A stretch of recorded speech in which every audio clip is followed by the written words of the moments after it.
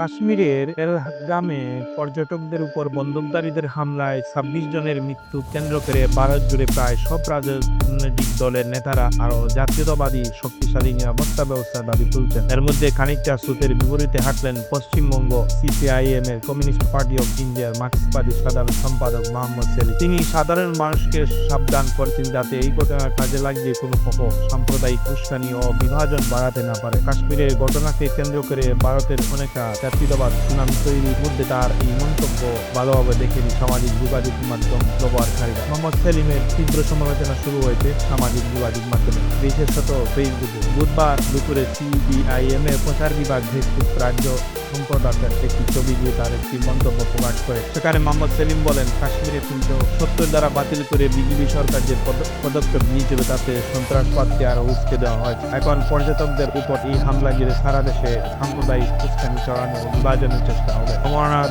যাত্রার সকালে হামলা বলে দেখিয়ে নির্দিষ্ট সম্প্রদায়ের উপর হামলা বলে প্রচার করা হবে। আমরা কাশ্মীরের ঘটনায় তীব্র নিন্দা করছি এবং কোনোভাবে সাম্প্রদায়িক উস্কানি সাড়া না দেওয়ার আহ্বান করছি। সিপিআইএম এর সর্বোচ্চ তিনি যারা ব্যুরো একটি বিবৃতি প্রকাশ করছে। এখানে তারা এই ধরনের সাহসী মন্তব্য করেনি বলে মনে করছে সিপিআইএম এর দলের সদস্য একাংশ। বিরোধীদের ভুক্তভোগী পরিবারের প্রতি সমবেদনা প্রকাশ করে পলিটিব্যুরো বলছে, এই জঘন্য অপরাধের সাথে জড়িতদের গ্রেফতার করে শাস্তির ব্যবস্থা করতে হবে। পুলিশ ও নিরাপত্তা বাহিনী কেন্দ্রীয় সরকারের অধীনে এই নৃশংস হামলার জন্য দায়ীদের বিচারের আওতায় আনতে কেন্দ্রীয় সরকারের সর্বভাবে চেষ্টা করতে হবে। অপরাধীরা জড়িত ও কাশ্মীরের জনগণের শত্রু। জনাকীর্ণ পর্যটন স্থানগুলিতে নিরাপত্তা অভাবসহ হামলায় সমস্ত বিষয় নিয়ে তদন্ত চালানো কেন্দ্রীয় সরকারের দায়িত্ব।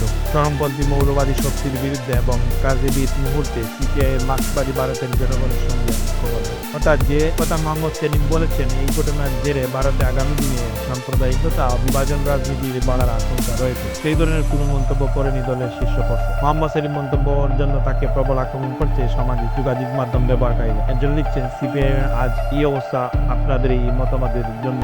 সিপিআইএম এর প্রচার বিভাগে এই ফেসবুক পোস্টার পর্যন্ত প্রায় ২০০০ মন্তব্য করা হয়েছে এবং এর প্রায় প্রতিটি মোহাম্মদ সেলিমকে আক্রমণ করে। আরেক ব্যক্তি লিখেছেন, সেলিম বিষয়টি নিয়ে রাজনীতি করছেন, যা কাম্য না। ফেসবুকে সিপিআইএম এর রাজ্য সম্পাদকের ব্যক্তিগত আক্রমণ করছেন অনেকেই। তবে সিপিআইএম এর দলের সদস্যদের একাংশ মনে করছে এই মন্তব্যের প্রয়োজন ছিল। দক্ষিণ কলকাতায় কসবায় সিপিআইএম এর স্থানীয় কমিউনিটির সাবেক সদস্য এবং বর্তমান পার্টির সাধারণ সম্পাদক কৌশিক রায় এই বিষয়ে প্রথম আলোকে বলেন, আমাদের সবচেয়ে বড় সমস্যা বলে আমি যেটা মনে করি সেটা হলো পপুলিস্ট চিন্তাভাবনার বৃদ্ধি গিয়ে পাল্টা নেগেটিভ। আমরা দিতে পারছি না। মানুষ বাম রাজনীতি থেকে সবসময় অন্যদিকে শুনতে যায়, অন্য একটা নেগেটিভ চান, কিন্তু অধিকাংশ ক্ষেত্রে আমরা মূল স্রোতের নেগেটিভের অনুমোদন করি এবং সেটাই বলি।